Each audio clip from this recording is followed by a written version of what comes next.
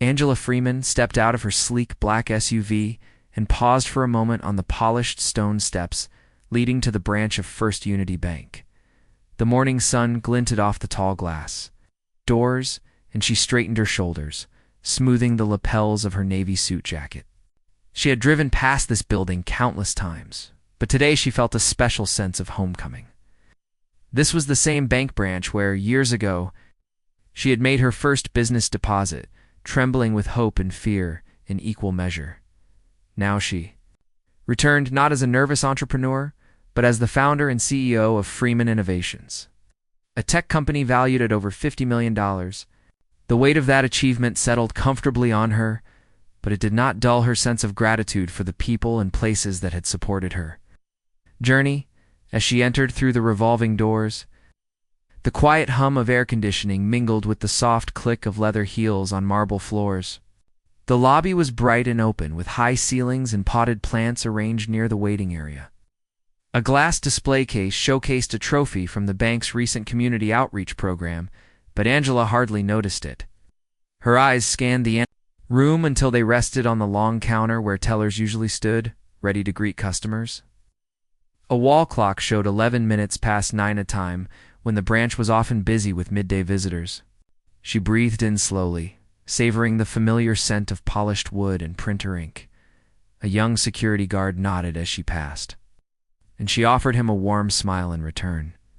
She knew his name was Marcus. He had been at his post the day she opened her first account, returned her smile with a respectful nod. Memories of that first deposit flooded back. She had arrived with just $10,000 in her startup's initial account, dreams of growth sparkling in her mind. Today, her company held millions in assets here, and she planned to transfer some of those funds into a new venture. She lifted her head, reminding herself that she was here to manage her business, not to dwell on the past. Angela approached the teller line, where 3 stations stood side by side. Each station had a small podium with a touchscreen monitor, stacks of forms, and a nameplate. A floral arrangement in the center added a touch of color to the otherwise neutral decor. She stepped forward confidently and waited for the next available teller. A woman with short dark hair finished helping another customer, placed a receipt in the recycling bin, and turned her gaze to Angela. "Good morning," the woman said with a polite tone. Angela returned the greeting and handed over her corporate debit card. "I'd like to make a large transfer from my business checking to our new savings account," she said, her voice calm but firm. The teller's eyes flicked down at the card, then up at Angela, as though trying to place her face. Angela watched patiently, offering a friendly but professional smile. The other customers in line shuffled slightly, some glancing at their phones, others leaning against the marble counter. A faint hum of conversation rose and fell around them. Angela felt a small thrill at being the center of attention in such a mundane setting, but she trusted her presence would command respect. After all, she was their client. She had built her company from a small garage office to a team of 50 engineers in just 4 years. Yet the teller seemed hesitant. "I'm sorry," the teller said, her tone slipping into one of uncertainty. "I need to see 2 forms of ID before I can process this." She tapped on her keyboard and leaned back in her chair. Angela's heart sank for a moment. She had shown her card and told them her account number. This was standard procedure for high-value transactions, but she had done this before without issue. The teller continued, "It's bank policy for new transactions over $50,000. Angela paused, drawing on her reserves of patience. "This is my business account," she said gently. "I've held it here since day 1. ID is on file. You should see my name and title attached to this account." A flicker of doubt passed across the teller's face. She looked down, her fingers hovering over the keyboard. Angela could feel the tense energy in the air. This should have been a routine transaction, yet it felt as if she were an outsider at her own bank. She swallowed hard, careful not to let her disappointment show. Behind the teller, another employee peeked over, whispering something under her breath, and then laughing softly. Angela tensed, feeling a hot flush rise in her cheeks. She glanced toward the other customers, suddenly aware that her moment of difficulty was theirs to witness. She hated this feeling of being judged, of having to prove her worth before she could access her own funds. Gathering herself, Angela gently insisted again. Please check my account history. You will see multiple transfers and approvals over the years. My business has grown significantly and I've never had an issue before. She noticed the teller's gaze flick to the computer screen, then away, as if uncomfortable. Angela wondered if the hesitation was due to her being a young black woman in a crisp suit, rather than the gray-haired businessmen often seen here. She cared for the teller's comfort, but she also cared deeply about her own dignity. The teller cleared her throat and finally typed something on her keyboard. I'm still waiting for approval from the branch manager, she said, her voice low. Angela nodded, understanding corporate procedure. She looked toward the manager's office. A glass-walled room at the back of the branch? She had met this manager only once for a quick introduction during a community fair. Otherwise, she remained anonymous to most staff. Angela closed her eyes for a moment, reminding herself that she had conquered far greater obstacles than this. Small branch's hesitation. Just then, a middle-aged man in a dark suit stepped out of the office. His name tag read Carl Johnson, branch manager. He gave Angela a polite nod. Miss Freeman, how can I help you today? He asked in a practiced tone. Angela felt a flicker of relief, hoping he would recognize her name. She repeated her request and briefly shared her history with the bank. Carl offered a brief apology and assured her he would handle the transfer personally. Angela thanked him, relieved that the matter seemed resolved, as she stepped aside to wait. She reached for her phone and opened the banking app. She tapped the transaction tab and showed the screen to the teller, a pending transfer, clearly labeled with her company name and the amount. The teller studied it, then smiled sheepishly as the transaction completed. All set, she said. Angela offered a gracious nod and collected her receipt. Relief washed over her as she walked away from the counter. She had expected a quick, in-doubt visit, but instead she had faced a wall of doubt. She reminded herself not to let this moment overshadow the bigger picture of her success. With her banking business concluded, Angela moved toward the exit. She held her head high, determined not to let this blot on her morning ruin her confidence. Outside, the sun was higher in the sky, and a gentle breeze rustled the leaves of nearby trees. She took a deep breath, feeling the cool air fill her lungs.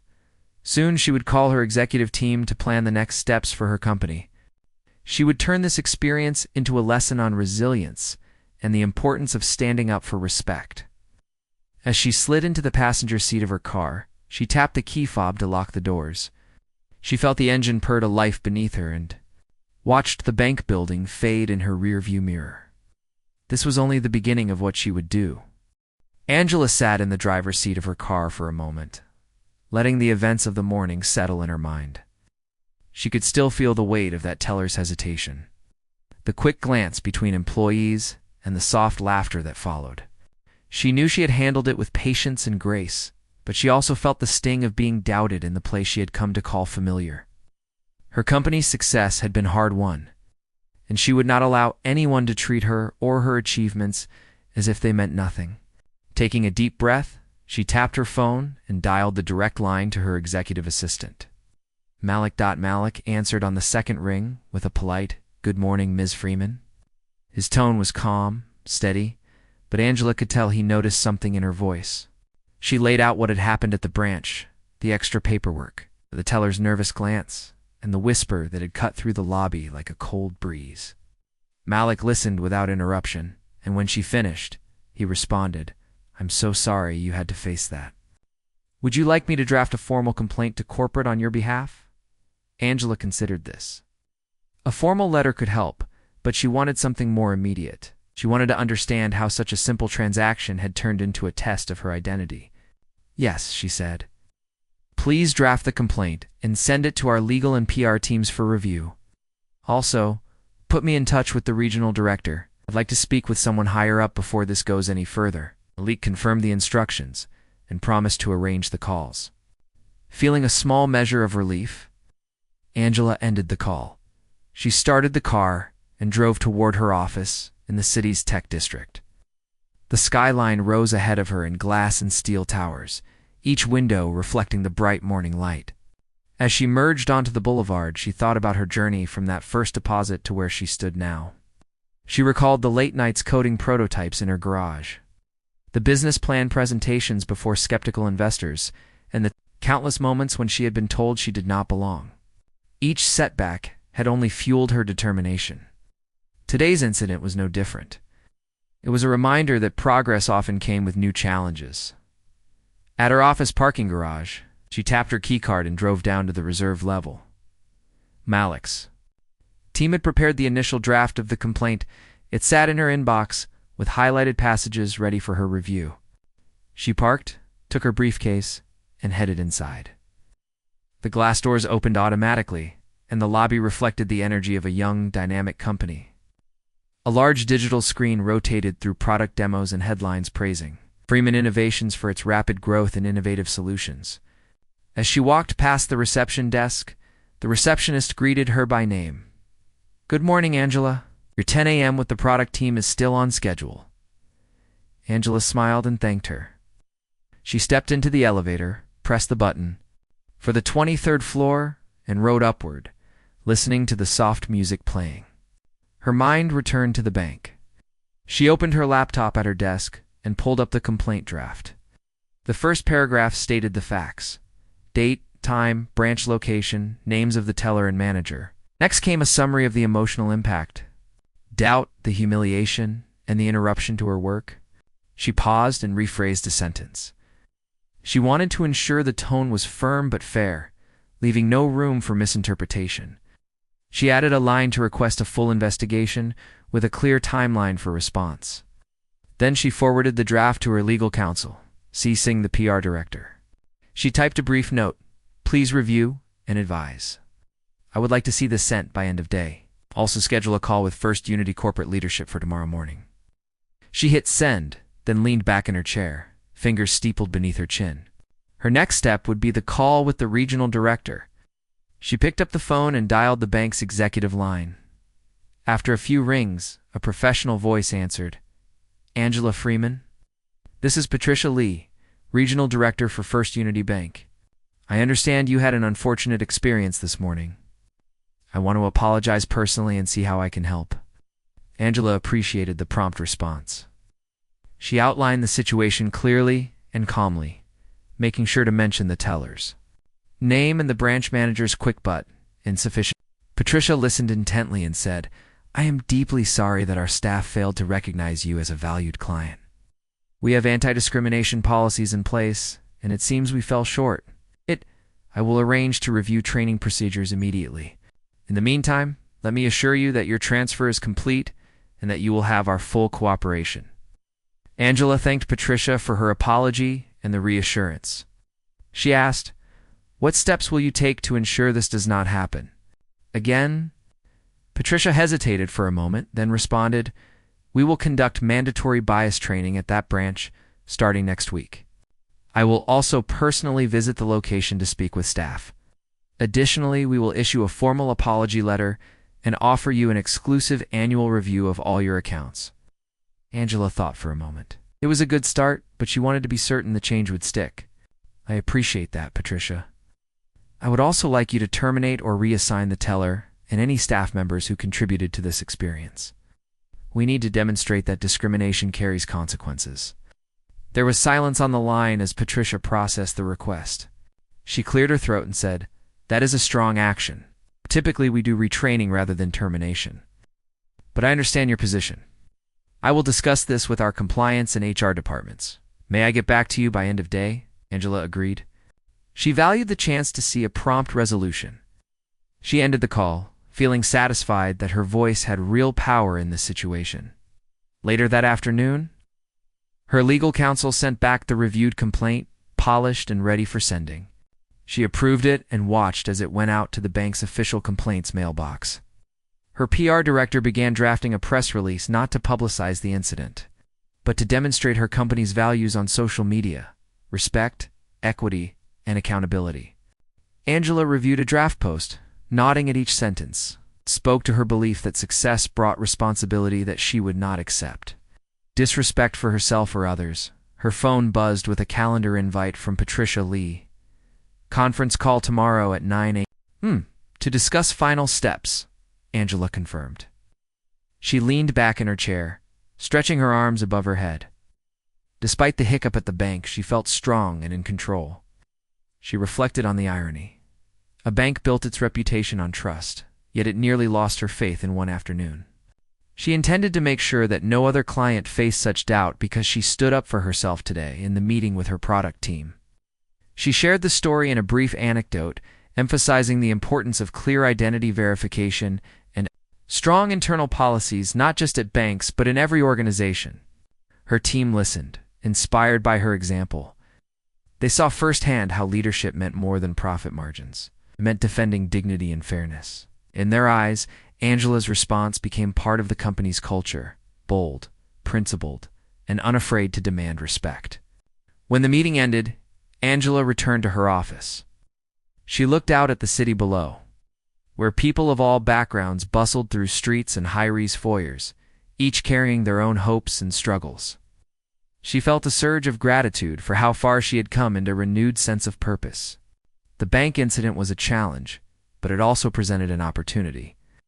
Angela would prove that one person's courage could spark meaningful change.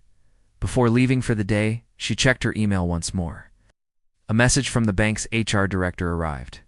It stated that the teller and the manager would be placed on leave pending investigation. It also outlined plans for bias training, customer service workshops, and a review of branch procedures. Angela allowed herself a small smile. This was not just about her. It was about sending a message that fairness and respect were fundamental. She replied with a brief acknowledgement and a note of appreciation for the swift action. She shut down her laptop, gathered her belongings, and headed to the elevator. The ride down felt lighter than the morning ascent. She stepped out into the lobby, where the digital screen now displayed a headline, "Freeman Innovations partners with local schools for STEM education." She walked past, knowing that her work was moving forward, changing lives in more ways than one. Outside, the city lights began to glow as dusk settled in. She climbed into her car, feeling a sense of satisfaction and resolve. Tomorrow she would speak with Patricia Lee and finalize the bank's commitments. Today she had demonstrated that she would not accept anything less than respect, and that act of standing up for herself would ripple far beyond the walls of that small bank branch. Angela Freeman parked her car in the bank's lot just after 9 the next morning. The sky was clear and bright, but she felt a knot of tension in her stomach. Today was the day she planned to set things right at First Unity's local branch. She took her briefcase and walked toward the revolving doors. Her heels clicked on the marble floor as she entered. The lobby looked the same as the day before. Tall ceilings, potted plants, polished counters. But everything felt different now. A security guard offered a polite nod as she passed. Angela returned the nod and held up her phone. On speaker, Patricia Lee, the regional director, introduced herself again. "Good morning," Patricia said. "I'm here on speakerphone, as promised. I will stay on the line while you speak with the staff." Angela felt a flash of relief. She valued Patricia's support. It meant her concerns would be heard at the highest levels. Angela approached the teller line. 3 employees stood behind the counter, shifting their weight from one foot to the other. A 4th employee peeked from the manager's office. When they spotted her, their faces tightened in recognition and nervousness. One teller, the woman with short dark hair, looked away quickly. The branch manager, Carl, straightened his tie and cleared his throat. He stepped forward and said, "Ms. Freeman, welcome back. How can we help you today?" His voice trembled slightly. Angela stood tall and met Carl's eyes. She placed her briefcase on the counter and opened it. Inside lay printed copies of her company's bank statements, her formal complaint, and a list of names of the staff involved. She laid the documents on the counter. "Thank you, Carl," she said in a calm voice. "I am here to address what happened yesterday. I was refused service because I didn't look like what you expected a CEO to look like. That is discrimination, plain and simple. It cannot stand." Carl swallowed hard. He glanced at the other tellers. They exchanged worried looks. Angela felt a small pang of sympathy for them. She had once been in their shoes, new to a bank, unsure of how to handle a large transaction. But she also knew she could no longer tolerate this.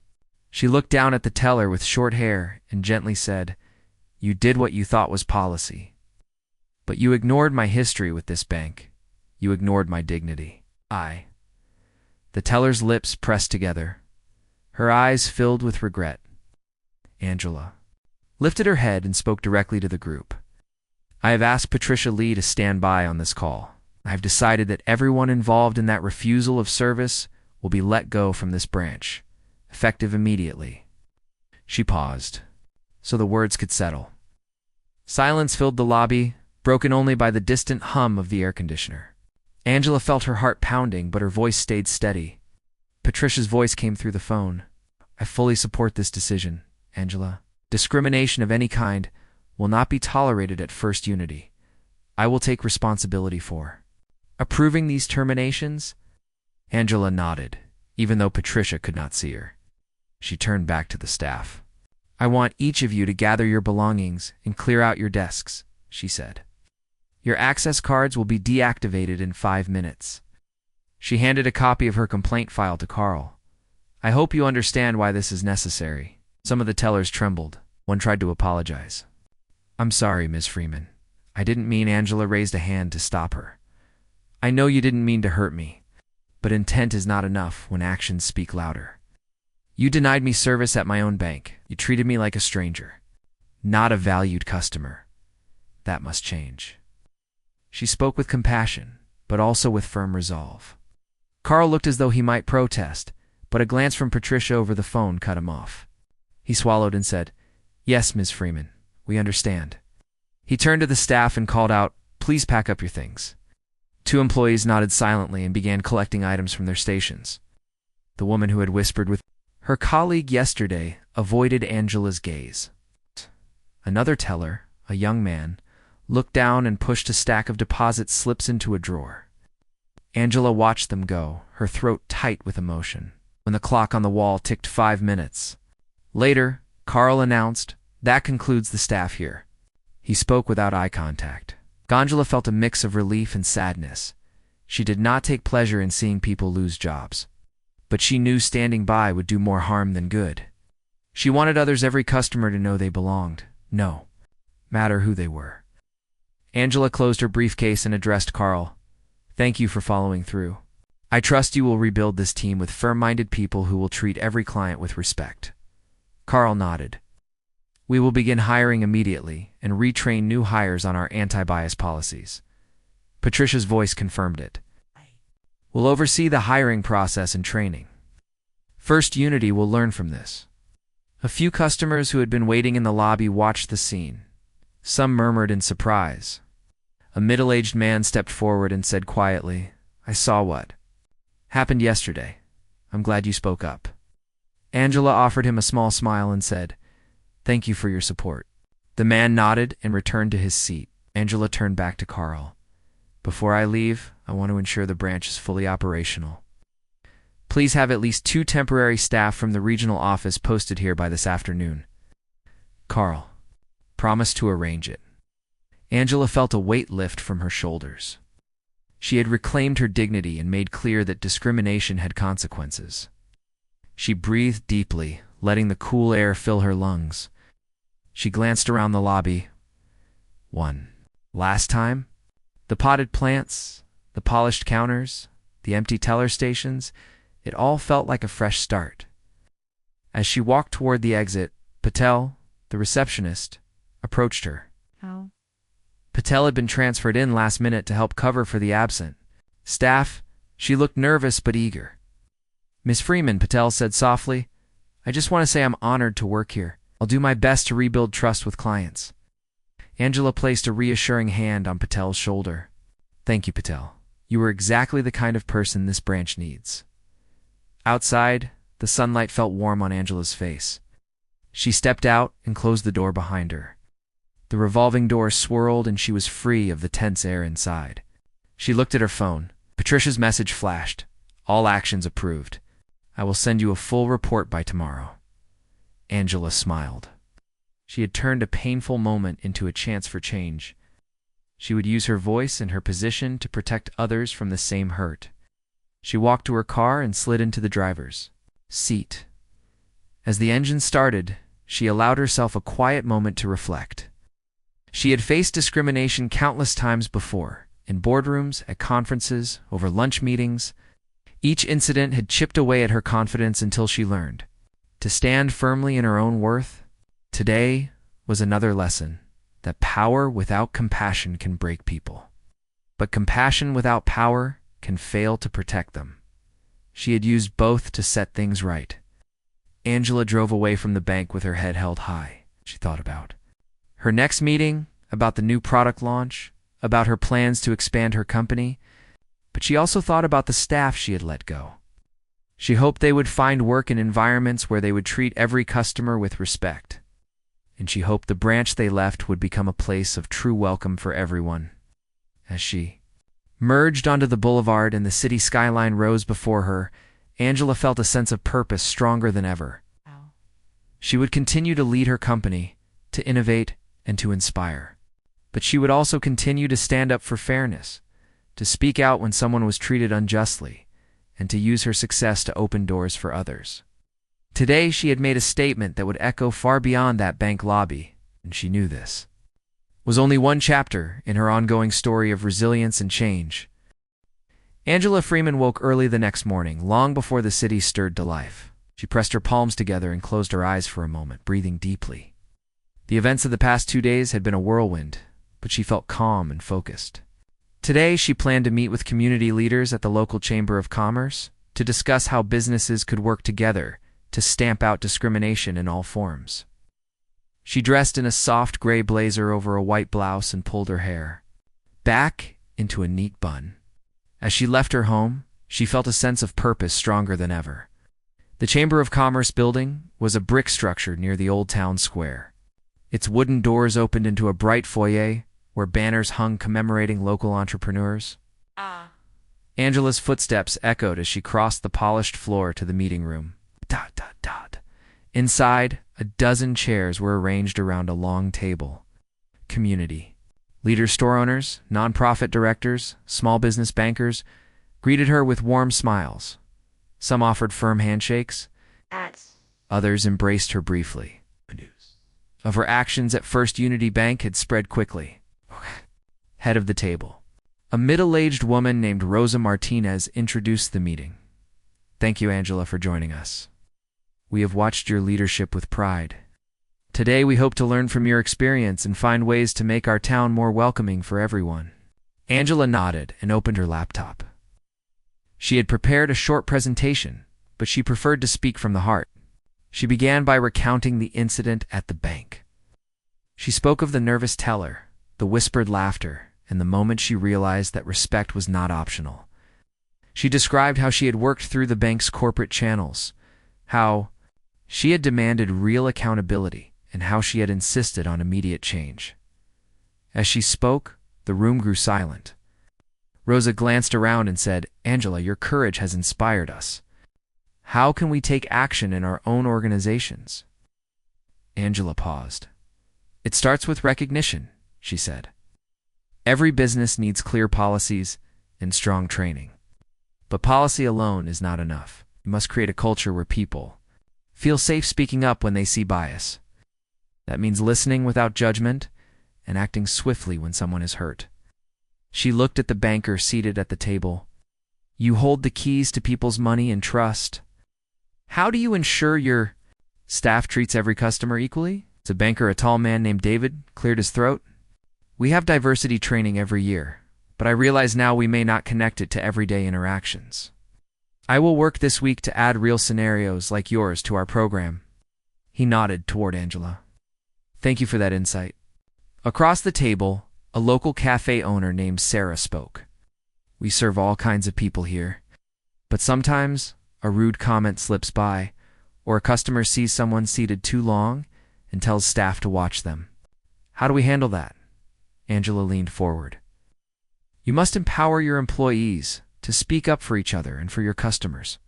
If someone makes a rude remark, staff should feel able to say, 'We welcome everyone here.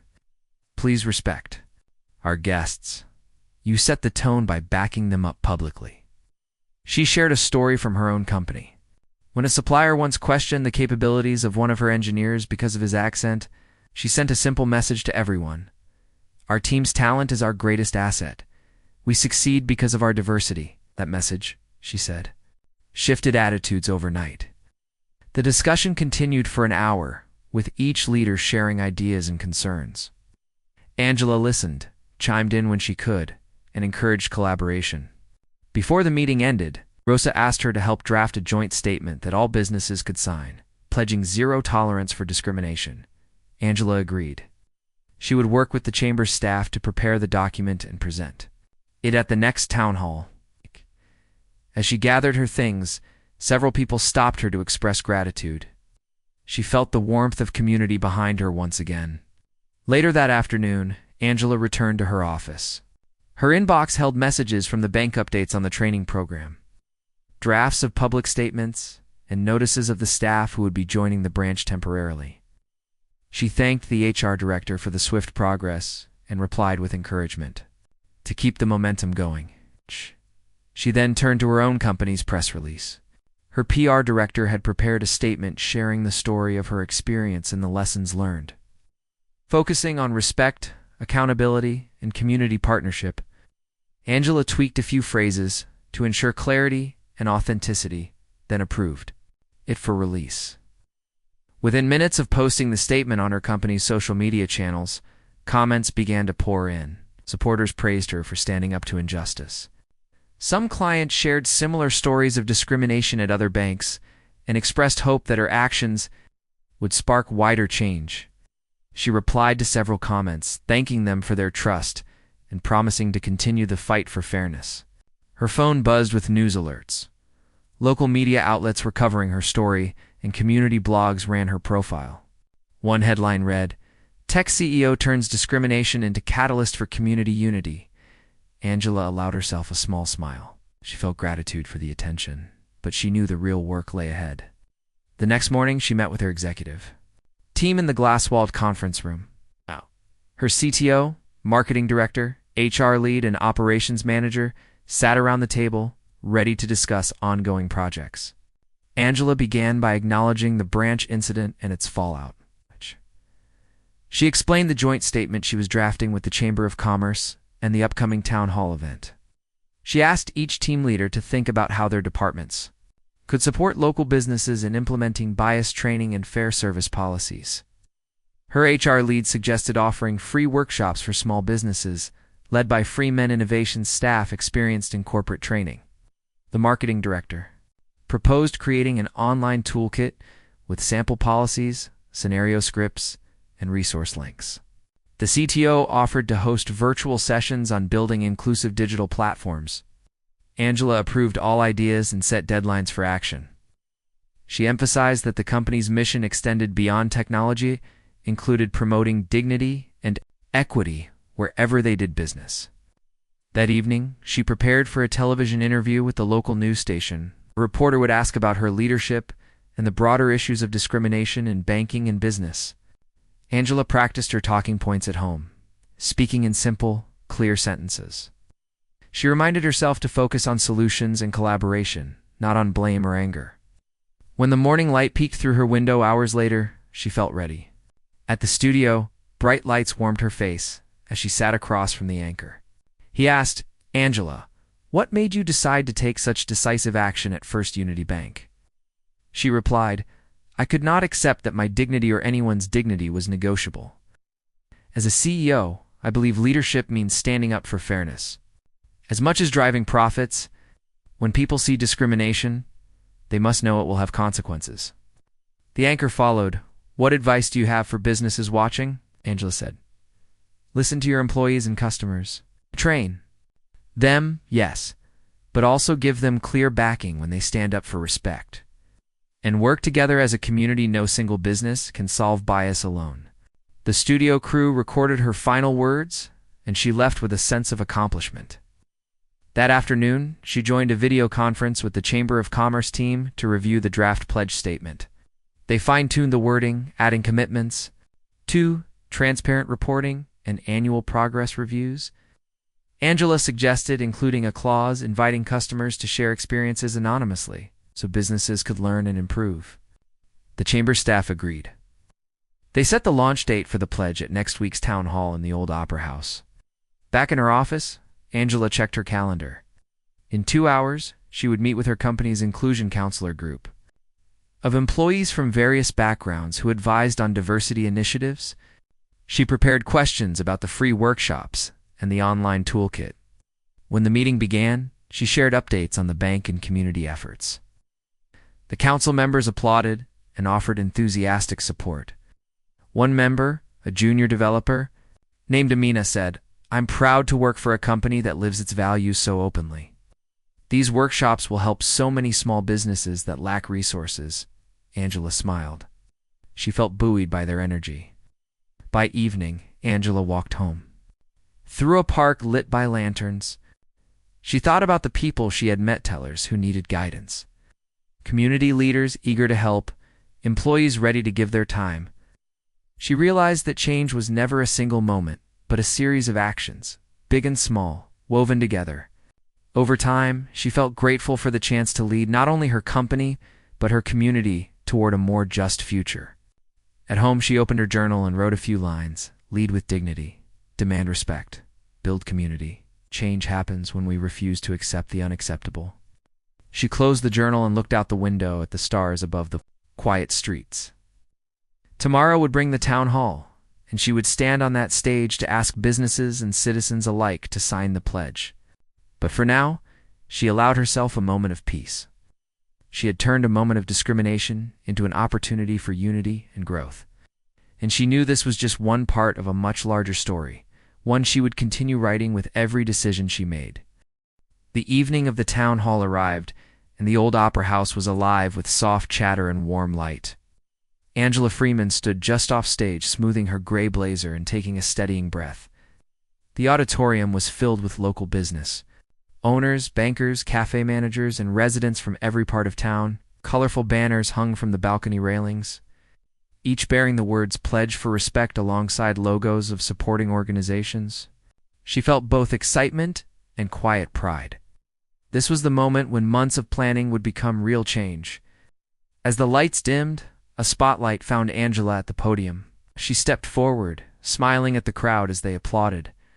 In simple words, she thanked everyone for coming and reminded them why they gathered: to stand together against discrimination, and to promise respect for every person who walked through business doors.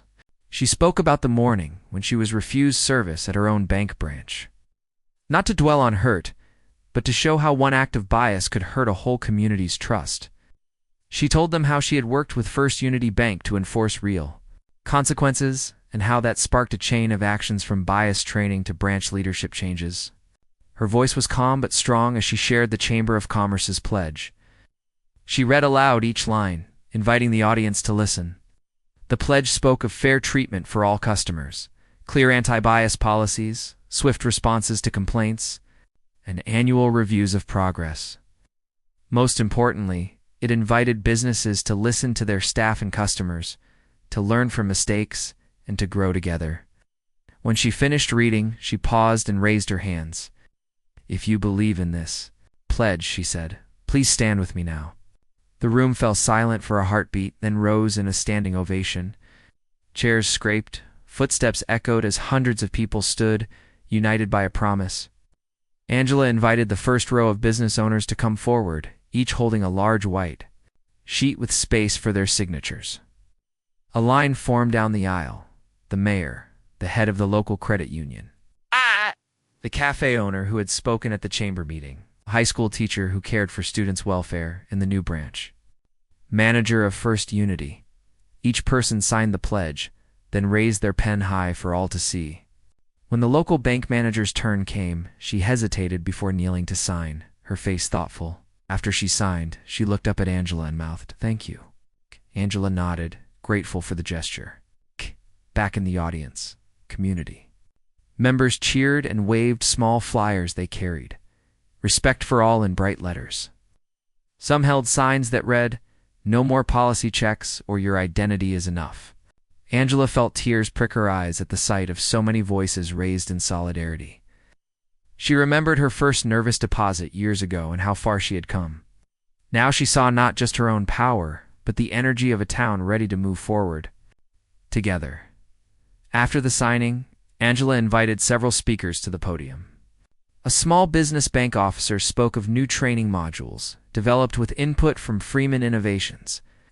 A local boutique owner pledged to donate free workshop space for sensitivity training. A neighborhood association leader promised to collect feedback from residents so businesses could learn from real stories. Each speaker shared personal hopes for a kinder, fairer town. Finally, Angela returned to the microphone. She reminded everyone that signing a pledge was only the first step. She asked business leaders to mark today's date on their calendars and to schedule follow-up meetings every quarter to review progress. She urged customers to speak up if they saw bias and to trust that their voices would be heard. She ended by asking the crowd to join her in a moment of silence, honoring the dignity every human deserves. The room grew still as people bowed their heads, then erupted into applause as the lights brightened once more. Outside the Opera House, the warm night air welcomed attendees as they filed onto the plaza. Reporters and cameras waited under bright lamps. Angela walked down the stone steps, handing a small bouquet of flowers to the receptionist from the bank who had helped organize the event. She smiled at the city council member who had championed the town's diversity initiatives. Journalists asked for interviews. Angela spoke with simple clarity. This was a community effort, fueled by shared values and a willingness to learn.